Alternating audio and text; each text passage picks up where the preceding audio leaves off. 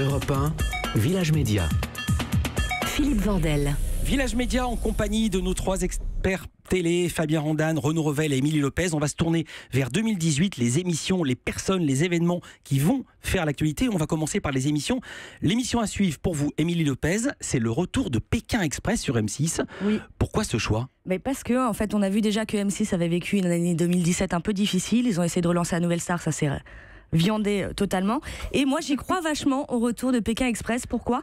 Parce que pour une fois, on nous relance une marque, mais en gardant les fondamentaux.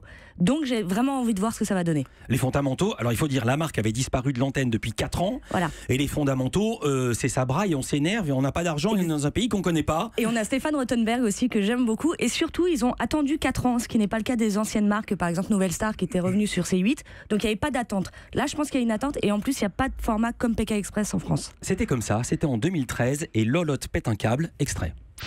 Lolotte semble gênée par sa robe qui l'empêche d'avancer comme elle l'entend. Putain de robe de merde, je suis 1m3 en plus, alors merci. Hein. Lolotte, on l'attend. Putain de merde. Y a rien à faire, je suis enroulée dans les branches. Ah, je suis coincée. Je m'en fous de la robe, je m'en fous. Laurent, la machette.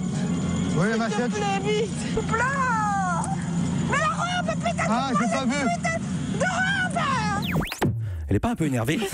Non mais sérieusement, alors M6 avait déjà À l'état sauvage avec Mike Horn qui va s'arrêter le 8 janvier. Ils vont lancer Cap Horn avec lui, mais aussi The Island. Ils vont mettre de l'aventure partout. Mais oui, mais ça marche chez eux. C'est vraiment un des seuls trucs qui marche à chaque fois chez eux. Donc il n'y a pas de raison qu'ils ne le refassent pas. Bah si, justement. La raison, c'est qu'il y a la lassitude du public. Non, vous y croyez? Ah, moi j'y crois à fond, à fond, à fond. Je respecte votre croyance.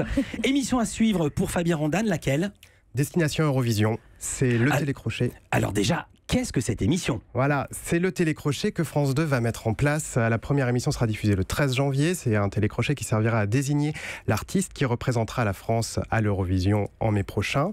La finale est prévue pour le 27. Elle sera en direct. Les téléspectateurs pourront voter. Donc enfin, les Français auront leur mot à dire. Ouais, mais me dites pas que ça va être l'événement télévisuel de l'année. Eh bien, en tout cas, c'est à suivre parce que c'est une prise de risque quand même pour France 2 qui propose avec cette émission quelque chose de différent. Ça change, ça casse des divertissements habituels entre Drucker et Patrick Sébastien en tout cas. Oh, ils font plein d'essais quand même, France 2 en soirée, ils ont tenté plein de variétés. Là, ça sera plus, c'est pas Marianne James ou Stéphane Bern qui vont présenter l'Eurovision le 12 mai, mais ça sera un nouvel animateur. Ce sera Garou, et Garou qui en passe de devenir le monsieur divertissement de France Télévisions, puisqu'il va présenter jeudi Garou. On l'avait vu œuvrer aussi lors de la fête de la musique l'année dernière, si je me souviens bien. Ouais. Donc un nouveau visage que cherche à mettre en place France Télé. Et une nouvelle voix. Alors pour Renaud Revel, l'émission à suivre, je crois que vous nous avez un peu fait le teaser. Oui, c'est bien à sûr, vous. oui, parce que je trouve que le carrefour, en tout cas de l'accès, c'est un carrefour à la fois stratégique pour les chaînes de la TNT, économique notamment. Et je trouve que Anne-Elisabeth Lemoine, ça a été une surprise où j'étais de ceux qui ne croyaient pas du tout qu'elle puisse succéder et réussir là, en lieu et place de la Pix. Et il faut voir les audiences quand même qui sont assez colossales. Elle dépasse les millions de téléspectateurs tous les jours en moyenne. Elle tangente quand même la barre du 1,3 million, 4 millions pratiquement tous les soirs. Et c'est une heureuse surprise. C'est quelqu'un qui a trouvé sa place, qui imprime une marque. Et je pense que sur l'année qui s'ouvre, en tout cas, ça va être extrêmement intéressant de voir le mano à mano entre les uns et l'une et les deux autres. Et je rajoute un compliment à ce que vous venez de dire, c'est que peu de gens croyaient à sa présence dans l'émission, à sa force après le départ d'Anne-Sophie Lapix. Et surtout, les gens disaient l'émission va s'écrouler puisque nous ne sommes plus en saison électorale. Or, en 2017, enfin depuis la rentrée, c'est ça une marche. heureuse surprise, absolument une heureuse surprise. Et elle bat parfois les deux champions qui sont Cyril Hanouna et Yann Barthès. On va passer à la personnalité média, quoique vous venez un petit peu d'effleurer le sujet, puisque Anne-Elisabeth Lemoine, c'est pas seulement une émission, c'est également une personne. Pour vous, Fabien Randane, la personnalité média de 2018 sera... Christophe Beaugrand, pour moi ce sera l'animateur à suivre. Alors dites aux gens, parce qu'il y a quand même des gens qui savent pas qui c'est. Hein. Voilà, alors Christophe Beaugrand qui anime depuis plusieurs saisons Secret Story et qui s'en sort très bien dans un exercice très particulier, ça c'est sur NT1. On le voit également sur TF1 dans Ninja Warrior aux côtés de Denis Brognard et Sandrine Quétier. Et comme Sandrine Quétier vient de quitter TF1, je me dis que ça serait Christophe Beaugrand peut-être le mieux placé pour lui succéder à la présentation de Danse avec les stars. Il fait plein d'émissions, il fait même le tirage du loto ou des choses comme ça si je me souviens bien. hein. Voilà, c'est-à-dire c'est ça, c'est le visage qui est multicarte, mais il serait temps qu'il soit un peu seul sur le devant de la scène en prime time, je pense, et je pense que c'est son année 2018. Il n'était pas seul, il faut expliquer que cette année, il y avait des présentateurs tournants, des co-présentateurs autour de Sandrine Quétier. Le dernier pour la finale de Danse avec les stars, c'était Christophe Beaugrand, et il fait tellement d'émissions qu'il se mélange un peu les pinceaux. Tatiana Silva, aux côtés de Christophe Licata, vous êtes une des révélations de cette saison 8 de Secret 2. De Secret Story, non, c'est Danse avec les stars ce soir, Christophe. Je sentais que ça allait venir. Voilà, ça y est, je sentais que ça allait venir. De Danse avec les stars. Oh, ça a fini la semaine dernière, c'est pour ça. De Danse avec les stars, bien sûr. Voilà, il savait plus où il était, Christophe Beaugrand. Alors pour vous, Émilie Lopez, la personnalité média de l'année est Delphine Ernotte. Delphine Ernotte, pourquoi ? Parce que déjà, elle nous a offert une année 2017 assez folle, entre le départ de Pujadas, le licenciement de Tex, et là, il faut rappeler que en c'était malgré elle. Voilà. Le départ de... Enfin, en même temps, elle l'a décidé. Mais... c'est elle qui l'a décidé. Enfin, oui. Elle avait aucune raison de virer Tex, à mon sens, et d'autant plus qu'on était sur le plateau, parce que c'est arrivé dans l'émission à laquelle je participe, C'est que de la télé. Et bref, elle a eu aussi une motion de défiance qui a été signée contre elle à 84% par les journalistes de France Télévisions. Donc je pense que 2018 va être rock'n'roll pour Delphine Ernotte, et ça va être intéressant à suivre. Rock'n'roll, qu'est-ce que ça veut dire concrètement ? Est-ce que vous pensez qu'elle peut rester à la tête de France Télévisions, notamment après cette motion de défiance votée contre elle par les journalistes ? Alors je pense qu'elle va rester, mais je pense que ça va être extrêmement compliqué. Je vois pas trop comment ils peuvent la faire partir, même s'il y a cette motion de défiance. Mais ouais, ça va être très compliqué pour elle. Comment est-ce qu'elle peut rebondir ? Oh là là, peut-être en se calmant un petit peu, en arrêtant de virer les gens. Ce serait peut-être une bonne chose à faire déjà, non ? Renaud Revel, pour vous, la personnalité média de l'année, on est presque dans le sujet, c'est quelqu'un qui a viré beaucoup de gens. Oui, mais Vincent Bolloré, pour 2-3 raisons. D'abord, il a redressé Canal+. Ah bon ? Oui, Canal+ retrouve des abonnés pour la première fois depuis 5 ans, regagne de l'argent, 150 millions d'euros de résultats en 2017, et surtout c'est un groupe qui pèse aujourd'hui 10 millions d'abonnés et qui explose sur le continent africain.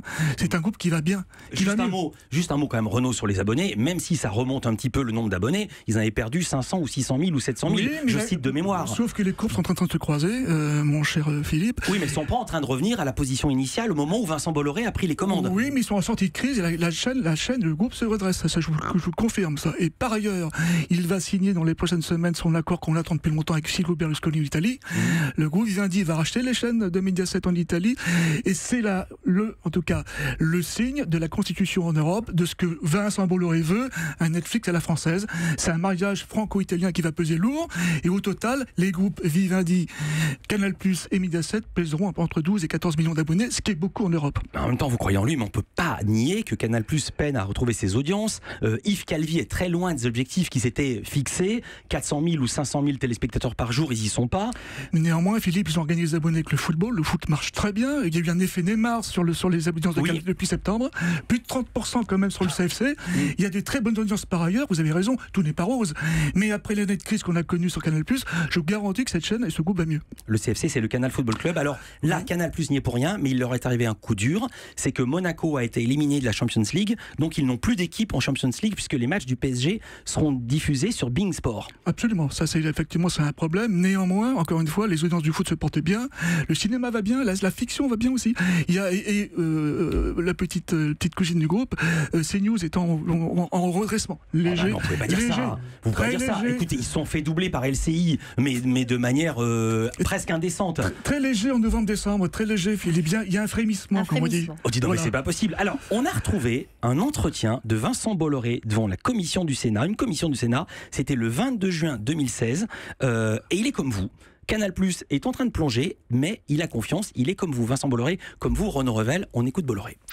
Sous la terre, les observateurs extérieurs ne le voient pas, comme quand vous avez retiré les cailloux et les racines, quand vous avez bêché, mis des engrais et des graines, et qu'il y a l'eau qu'il faut et le soleil qu'il faut, c'est-à-dire au fond l'association humaine, eh bien les choses vont pousser à un moment. Eh bien, je crois que c'est pareil sur Canal, et je pense que de la même façon que les gens sont inquiétés trop tard, je pense qu'ils s'inquiètent ou ils ne se réjouissent pas encore, mais que les résultats seront assez visibles assez rapidement. En tout cas, c'est ce que j'espère. Ça a été lent, très lent et douloureux, je vous l'accorde, bien sûr, la crise a été profonde, mais encore objectivement, si on regarde objectivement les chiffres aujourd'hui de très près, c'est un groupe qui est en voie de redressement, et vous verrez qu'en 2018-2019, Canal+ va remonter, et cette fois-ci très sensiblement. Vous savez à qui vous me faites penser? Oui. À François Hollande qui annonçait mois après mois l'inversion de la courbe du chômage. Et on avait envie de lui dire, mais c'est quand? Mais c'est fini par arriver, oui. Bah oui, il est plus là. Europe 1.